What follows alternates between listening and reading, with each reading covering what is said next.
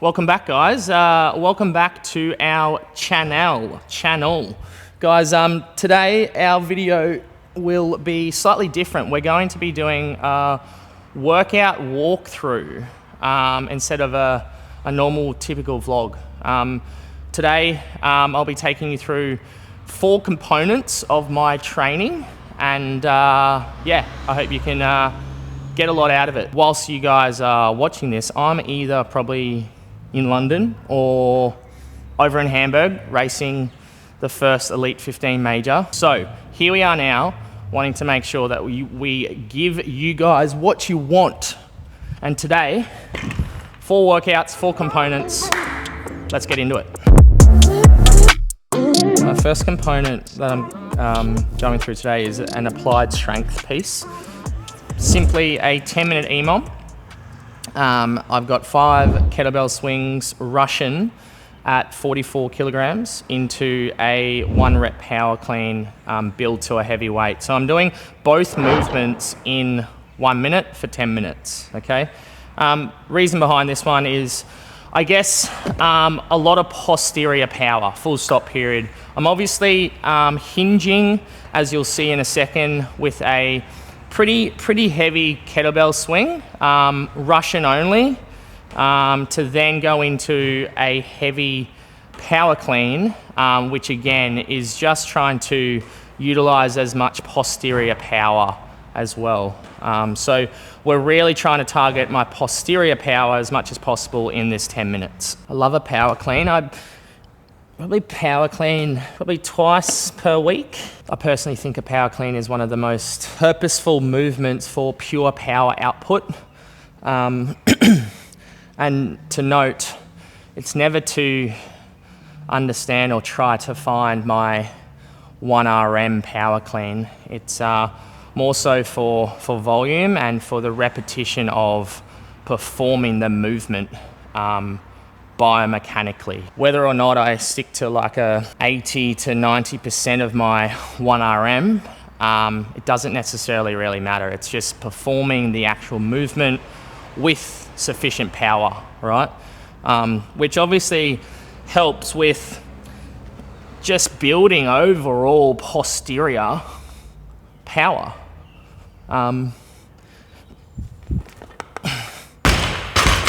Which will help with a lot of components of what we do in a HYROX race. Yeah, only getting started when it's midnight, keeping it tight. If a nigga wanna go to war, it can get dark, but we stay bright. Coming like a knight, it's on sight, ever touch my sleeve. Niggas round there wanna disagree when it's clear that I'm speaking facts. Man like me, you know I'm proactive, never go back. The one thing I've realized about trying to get better at hybrid / HYROX / fitness in general is how you efficiently move under load or with load is more effective than the load itself. That's probably 85% of my 1RM, I guess. Maybe 90 actually, but I'm trying to think of trying to produce as much power, trying to move efficiently as much as possible under that load, more than even thinking about trying to add load to it, because there's a point where adding load that doesn't allow you to move well, doesn't allow you to efficiently move the weight, is actually a detriment to your performance. So everything doesn't have to be maxed out when it comes to even your strength and even your power specific workouts. All right, we've got some squats, so I'm just going to use the same barbell. Roll it over here. Ooh. Strength session number 2 is 5 sets of 3 rep front squats at 75 kg with 3 reps box jump at 30 inch. The contrast method, once again, where I'm doing a heavy strength component or a heavy lift into a power or explosive movement. So I'm just trying to work on my ankle mobility here. This plate allows me to actually stay in this position quite well, nice and low, so that I'm getting a good ankle stretch, calf stretch, to allow my squats to be as efficient as possible.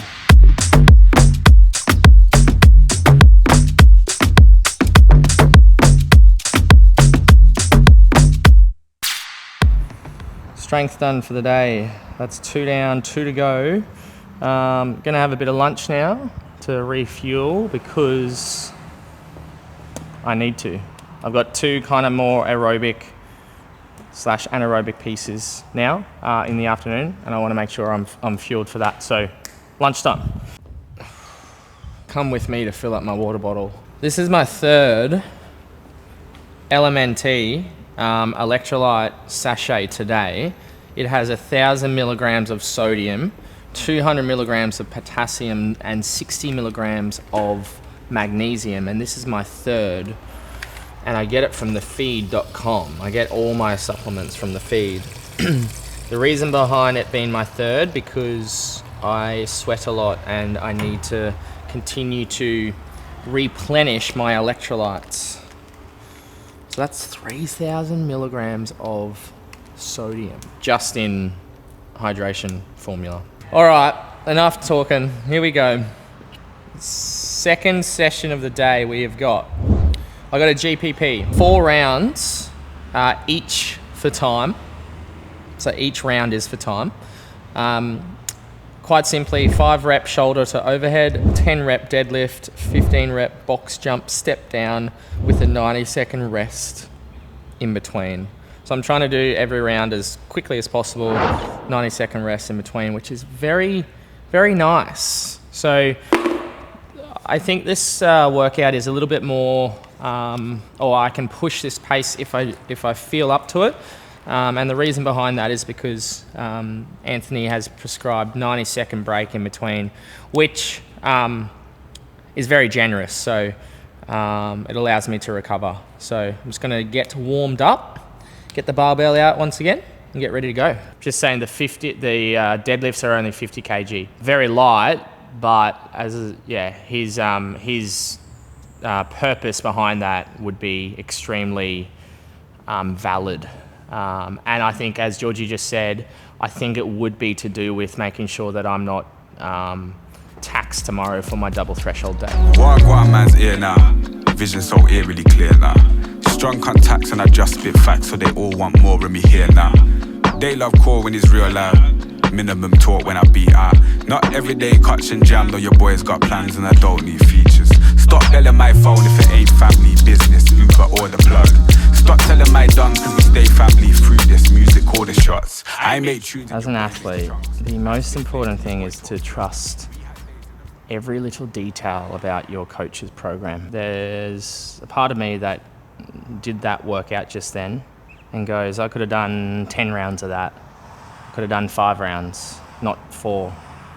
But there was a point, there was a purpose of just doing 4. There was a point and purpose of only lifting 50 kg for the deadlift. Questions are fine, and it's not questioning the programming to a point where I'm not trusting it. It's the questioning of why. But then at the end of the day, it's the importance is just getting it done and trusting the process. So hard to do sometimes, especially if you're a coach yourself as well. But yeah, I trust my coach with my life, if I'm being honest. 3 down, 1 to go. Quite simply, to finish off, we've got a 5K row at an easy pace immediately after I perform 5 sets of a 125 meter row sprint pace. I've spoken about strides for the purpose of my VO2 max sprints during the week, as I suggested maybe 2 or 3 vlogs ago. This is exactly the same, but doing on the row. Due to the fact that a HYROX race for most people, the run total the row and the ski accumulates to about 70% of the race. 70% of everyone's race is either running, of course, rowing or skiing. Hence why, once, twice a week sometimes, I do easy erg work in the afternoon, followed by a sprinkle of VO2 max on that modality, which is 5 sets of 125 meter max effort rows. Roughly will take 20 seconds or thereabouts, right? Maybe even a little bit longer. But that's the purpose of it, is to just generate as much power to actually feel what it feels like to actually perform the actual modality at that chosen pace. So, let's get cracking. Hey, what up, say? One time for the hometown, I got love for it, it's real. Yeah. 2 times for the haters, man, cause I notice how this shit feel. 3 times for my family, dog, cause this shit done paid our bills. And I get 4 times my net worth from a year ago with no deals. Did it all by myself, I don't need nothing, draw the 100 songs. 1944, 158 pace, average heart rate 111. Strides now. I've got 5 by 125 meter sprints on the row. Purpose is to pretty much feel what a sprint pace feels like on the row, i.e. Fast pace that isn't sustainable, so that I'm touching on my VO2 / fast twitch fibers on this modality. And that's the sole purpose, right? It's nothing more than just trying to develop my VO2 or speed system as such on this modality. And as I said earlier, we do this running, and we also do this on the row and obviously on the ski as well. I'll see what I can get down to. Hopefully averaging about 130 pace.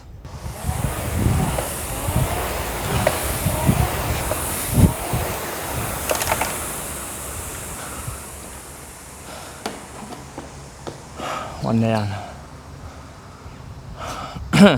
Ready for this? This will be 129.6.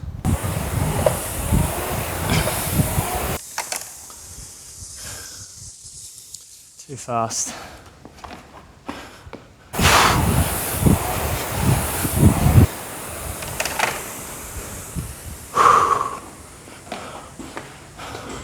Quick one to finish off. Oh, there we go. All right, that's the day of training. I'm very hungry. I need to go home and refuel, rehydrate, get ready for my double threshold day tomorrow. Thanks for watching. That's a typical Wednesday day in the life of my training. I hope you understand that, yes, I am coming into a peak period with the Hamburg race coming up. But, you know, the most important thing with the training that I do is that the aerobic work that I do never ends, and it never will.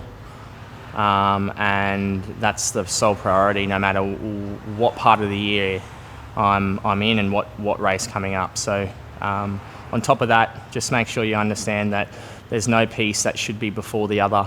As I alluded to, you know, us hybrid athletes, HYROX athletes, need to get familiar with being compromised in all different aspects and parts of our training, so that we can, I guess, get familiar with being compromised in all aspects as well. So, guys, thanks for watching. We'll see you in the next one.